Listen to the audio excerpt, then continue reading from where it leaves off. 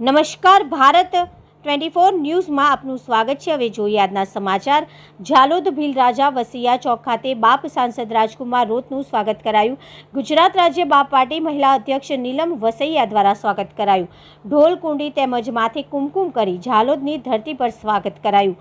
દાહોદ જિલ્લામાં બાપ પાર્ટીનું પ્રથમ વખત સ્થાપન કરવામાં આવ્યું છે।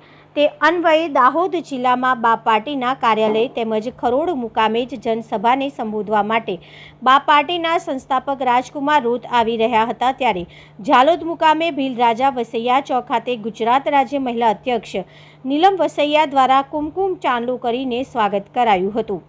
બાપ પાર્ટીના સંસ્થાપક રાજકુમાર રોત રાજસ્થાનના ડુંગરપુર જિલ્લાના સાંસદ છે તેમજ બાપ પાર્ટીની વિધાનસભામાં 5 સીટો આવેલી છે। તે પૈકી 4 રાજસ્થાનમાં અને 1 મધ્યપ્રદેશમાં છે।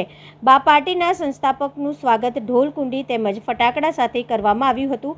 કુમકુમ ચાંદલા સાથે રાજકુમાર રોતના સ્વાગત પછી ભીલરાજા વસૈયા ચોક ખાતે માલ્ય અર્પણ કરવામાં આવ્યું હતું। ત્યારબાદ આ વિસ્તારની શોભા તેમજ પહેરવેશ એવી આદિવાસી બંડી પહેરાવી સ્વાગત કરાયું હતું।